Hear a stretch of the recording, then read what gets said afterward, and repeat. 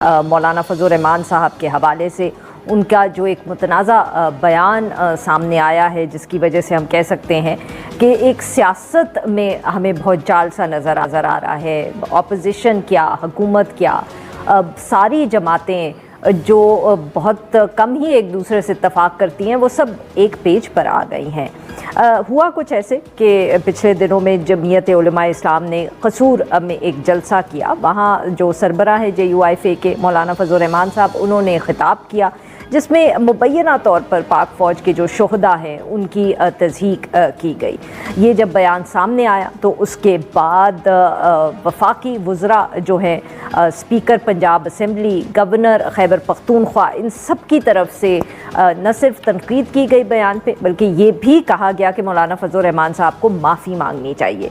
मगर JUIFA की तरफ से वाज़े ये पैगाम अभी तक तो सामने आ रहा है कि माफ़ी मांगने का जमात का कोई इरादा नहीं है, और ना ही अब मौलाना फजल रहमान साहब का। अब बल्कि कामरान मुर्तज़ा साहब जो सेनेटर हैं पार्टी के, उन्होंने तो कहा कि मौलाना ने ऐसी कोई बात ही नहीं की जिस पर उनको माफ़ी मांगनी चाहिए, बल्कि माफ़ी तो वो मांगे जो कह रहे हैं कि आप खैबर पख्तूनख्वा और बलूचिस्तान में लश्कर बनाकर ख़ुद दहशतगर्दों का मुकाबला करें। फिर ये भी इत्तला आई है कि मौलाना फजल रहमान साहब के ख़िलाफ़ मुख्तलिफ़ थानों में मुकदमात जो हैं वो भी दर्ज अगर नहीं हुए तो दरख्वास्तें आ गई हैं। और एक दरख्वास्त पर एडिशनल सेशन जज फैसल जमील साहब ने SHO सिविल लाइन और मौलाना फजल रहमान साहब को 28 जुलाई को बुला भी लिया है। इसी इशू पर एक टॉक शो पे बात करते हुए कामरान मुर्तज़ा साहब ने कहा कि मौलाना फजल रहमान साहब हो या हासिल बिजिंजो साहब, इनके ख़िलाफ़ जो मुकदमा दायर हुआ है वो एक ही शख्स है जिसका नाम मंजूर कादिर है। 10 साल हो गए, इन्होंने बंदा भी तब्दील नहीं किया।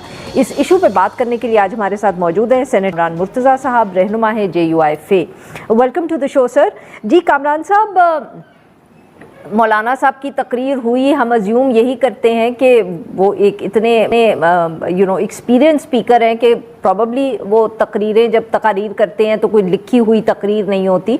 मगर क्या आप लोग या जमात एक्सपेक्ट कर रही थी कि इतना जिसको कहते हैं ना सख्त रद्द अमल आएगा, इतनी तनकीद होगी, और जमात जो है वो जो लग रहा है हमें, I mean it's having no second thoughts about it.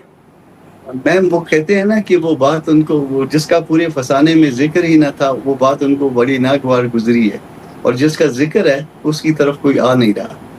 तो ये शोधा की क्या मतलब सर? मैं कह रहा हूँ कि जिसका पूरे फसाने में जिक्र नहीं है वो उनको बड़ी नागवार गुजरी है, मैं उनको कह रहा हूँ। और जो चीज जिसका इस फसाने में जिक्र नहीं है उसकी तकलीफ बयान की जा रही है, और जिसका फसाने में जिक्र है वो बेचारे उसको दोहरा नहीं सकते, और उसकी अभी तक तरदीद नहीं आई है। आप देख लीजिए कि कितने घंटे हो गए हैं, कोई 80-90 घंटे, 100 घंटे से तो ज़्यादा हो गए हैं, और उसका जो कंटेंट है, जो जिसके ऊपर सारा मामला बेस कर रहा है, उसकी कोई तरदीद नहीं आई है। ऐसे ही है, मैं दुरुस्त हूँ, आपके इल्म में तो कोई बाकी कंटेंट की तरदीद नहीं है ना जिनके ऊपर इल्ज़ाम लगा है। तो खुदा न खास्ता अगर कोई वैसे किसी की फौतीदगी हो जाती है, कोई हम उनका भी मजाक नहीं उड़ाते, उनकी भी तज़हीक नहीं करते। तो शोधा की तज़हीक करना ये ऐसी बेवकूफ़ाना बात है कि शोधा की तज़हीक की और फलानी की और ढिमकाने की। आप इस तकरीर को सुनिए, एक दफ़ा नहीं 4 दफ़ा सुनिए। अभी मुझसे अपना एडवोकेट जनरल पंजाब के थे, उन्होंने मुझसे ये स्पीच मंगवाई, मैंने उनको भिजवा दी। तो उसके बाद उनका फ़ोन आया, उन्होंने कहा कि जी best of the speech, one of the best speech of the speeches of मौलाना। तो ये अगर किसी को समझ में नहीं आई है, वो कहते हैं ना कि मैं उस बात का जिम्मेदार हूँ जो मैंने कहा है, मैं इसका जिम्मेदार नहीं हूँ जो आपने समझा है। तो अगर किसी की समझ इतनी कमज़ोर है गरीब की, तो हम उसके जिम्मेदार नहीं हैं। और बाकी ये जो तालियां पीटने वाले हैं, जो ये मुकदमा दर्ज कराने वाले हैं, वही लोग हैं ना जो हमेशा करवाते रहे। उसी तरह से ये पहले भी यही थे, आसमा बहन के खिलाफ भी वही थे, अपना हामिद मीर के खिलाफ भी वही थे, बिंदर साहब भी थे, हासिल बिजिंजो के खिलाफ भी वही थे, और मौलाना के खिलाफ भी वही हैं। तो बंदा तो बदली कर दिया करे ना कोई, ताकि पता चले कि वो कंपनी बदली हो गई है, वो कंपनी वही नहीं है जिस कंपनी ने जो ना ये।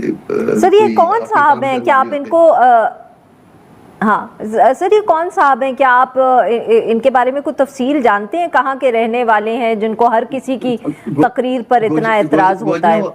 گوجرانوالا کے رہنے والے کوئی وکیل صاحب ہیں، منظور قادر بھنڈر صاحب ہیں، اور ان کو حاصل بزنجو کے اوپر بھی اعتراض ہوتا ہے، کیونکہ حاصل بزنجو جب الیکشن میں گڑبڑ ہوئی تھی سینٹ کے الیکشن میں تو انہوں نے کچھ کہا تھا، تو پھر حاصل بزنجو بھی جو ہے نا وہ غدار ہو گئے تھے.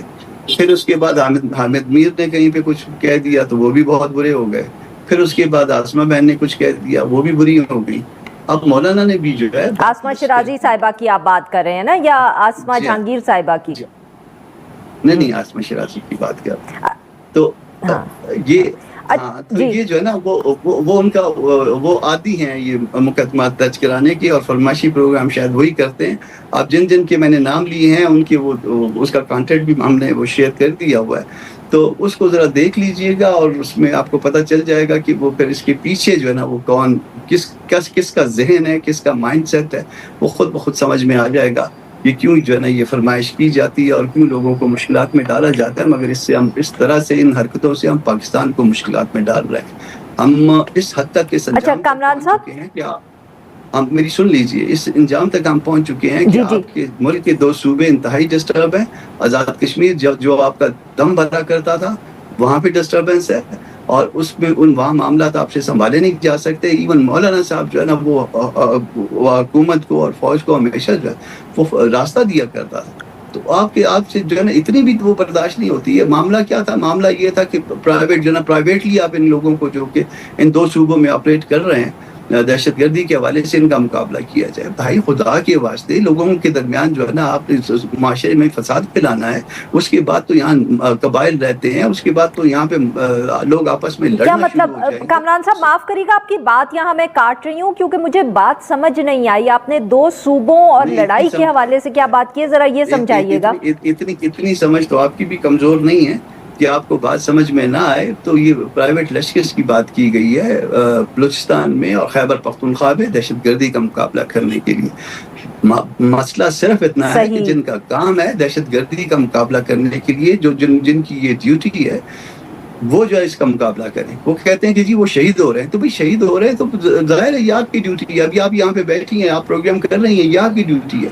میں اپنے آفس میں اس وقت موجود ہوں، میری ڈیوٹی ہے. میں اگر پالیٹکس میں میری کوئی ڈیوٹی ہے میں وہ انجام دے رہا ہوں. تو ہر آدمی اپنا اپنا فرض انجام دیتا ہے. ہم پروفیشنل لوگ ہیں، ہم اپنا پیشے کے مطابق جاب ڈسکرپشن کے مطابق اپنا اپنا کام کر رہے ہیں. اور اگر جاب ڈسکرپشن کے مطابق اپنا اپنا کام کرنے کی کسی کو بات کی جائے تو یہ کوئی دانا خدا نہ خواستہ نہیں ہے.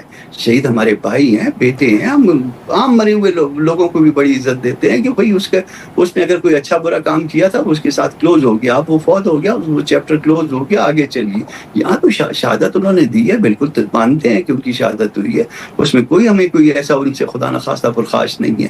مگر وہ نہ کریے کہ جس کے نتیجے میں یہ صوبوں میں 2 صوبوں میں پھر آگ لگ جائے، اور ایسی آگ لگے کہ جس کو بجھانا اگلے 50-100 سالوں میں ممکن نہ ہو. تو کامران صاحب وقت ذرا کم ہے، سو I'd like to understand this سر، کہ یہ کیا کوئی خاص قبائل ہیں، کیا کوئی خاص جماعتیں ہیں جن کو کہا گیا ہے پرائیویٹ لشکر بنانے کے لیے؟ اور یہ بتائیے گا کہ کیا ماضی میں بھی ایسا نہیں ہوا جب امن کمیٹیز بنی تھی 2007-8 کے بعد؟ تو کیا یہ ویسا ہی کوئی منصوبہ ہے؟ امن کمیٹی کے لوگوں کو جی بالکل جاتا تھا نا جی. اور پھر اسی طرح سے ماضی میں بھی شاید کوئی جتھے بنے تھے، اور وہ جو جتھے بنے تھے پھر وہ جتھے ان کے لیے اپنے لیے پرابلم بن گئے تھے نا بنانے والوں کے لیے. تو اس طرح کی مسائل، اس طرح کے معاملے نہ بنائیں. معاملات اس طرح سے رکھیں جس طرح سے رکھنے چاہیے. ہم سارے جو ہے نا پاکستانی ہیں، پاکستانی دستور کے پابند ہیں. جو کچھ دستور میں لکھا ہے ہمارے سر آنکھوں پہ. مگر آپ اگر اس سے آگے جانا چاہیں گے، اگر آپ اس سے ماورا چیزیں ہم سے ایکسپیکٹ کریں گے تو ہم اس کو ریزسٹ کریں گے. تو یعنی کہ آپ کہہ رہے ہیں کہ مولانا صاحب کا جو یہ بیان تھا یا جو آپ بھی بات کر رہے ہیں وہ was in response to this, یہ جو ہم کہیں درخواست آئی یا پروپوزل آیا کہ آپ اکیلی بیٹھ کے تنہائی میں اس کو 2 3 نہیں 5 6 دفعہ سنیے. ہم نے سن لیا. جب تنقید آئی تو میں نے خود بھی تنہائی میں اس کو 2 دفعہ سنا، کیونکہ مجھے رسپانڈ کرنا ہوتا ہے. اس میں کوئی چیز ایسی نہیں ہے جس میں نیگیٹیوٹی آئے. بالکل صحیح. تو سر باقی تو وہ ہمارے اسپیکر صاحب ہیں، وہ بدقسمتی سے وکیل بھی ہیں. انہوں نے کہا غداری کا مقدمہ درج کر دیں. تو ان کو یہ بھی نہیں پتا وہ ساتھ سر ہمارے ملک میں غداری کے مقدمے تو پھر سب پہ ہی بنتے رہتے ہیں نا. ہاں نہیں سر ہمارے ملک میں پھر آپ کو معلوم ہے نا غداری کے مقدمے تو ہوتے ہی رہتے ہیں سر. تو یہ فیکٹری لگی ہے غدار بنانے کی. سر میرے پاس تو نہیں ہے بٹ مطلب کہ ذرا مجھے تو اسے کلیئر کر دیں. آپ کے صوبے کی بات کریں. جی سر یہ بالکل ٹھیک ہے سر. یہ اب جو ہے نا کیا کہیں یہ آئی ہیو ٹو کنسیڈ اب ہم تک لے آئے ہیں آپ. بس سر یہ ہماری میرے صوبے کی بدقسمتی ضرور ہے کہ یہ آپ الزام لگا سکتے ہیں اور وہ الزام سے بھی زیادہ ہے. سر تو آپ کو ایف آئی آر کے حوالے سے پھر کوئی ہاتھ جوڑتے ہیں کہ خدا کے واسطے ہم پاکستانی ہیں, ہم پہ الزام مت لگاؤ. نہیں بالکل ٹھیک بات ہے سر. وہی تو میں کہہ رہی ہوں کہ یہ میری شرمندگی ہے کہ میں اس کا کوئی جواب نہیں دے سکتی اور مجھے آپ کی بات جو ہے اس میں آپ سے اتفاق کرنا پڑتا ہے. آئی کانٹ ایون سے اینی تھنگ. میں سر بس یہی پوچھنا چاہ رہی تھی کہ ایف آئی آرز کے حوالے سے آپ کو کوئی فکر تو نہیں ہے, مولانا صاحب کو کوئی فکر تو نہیں ہے, کیونکہ ایک جگہ پہ تو 28 جولائی کو مولانا فضل الرحمان صاحب کو بلا بھی لیا گیا ہے. دیکھیے یہ جو پالیٹکس کرتے ہیں نا یہ سارا کچھ اس کے ساتھ لگا ہوا ہوتا ہے. ہم اپنی جدوجہد کر رہے ہیں اور جدوجہد میں تو یہ سارا کچھ چلتا ہے. لوگوں نے اس میں پالیٹکس میں شہادتیں دی ہوئی ہیں, لوگ پالیٹکس میں گرفتاریاں دیتے ہیں, زورور جو ہے نا ان کا جو جی چاہتا ہے وہ کر لیتے ہیں. بہت سارے ایسے آپ کو لیڈر ملیں گے جن کو جو کبھی پرائم منسٹر تھے بعد میں ان کو جو نا سولی پہ لٹکا دیا یا گولی مار دی گئی یا وہ جیل میں پڑے ہوئے ہیں. تو یہ سارا کچھ جب ان کے ساتھ ہو سکتا ہے تو پھر ہم کو بھی اگر انہوں نے گرفتار کرنا ہے تو طاقت ان کے پاس ہے, حاضر ہیں کہ بتائیں یا خود آ جائیں یا آپ نے گرفتار کرنا. بالکل ٹھیک, صحیح سر. بہت بہت شکریہ آپ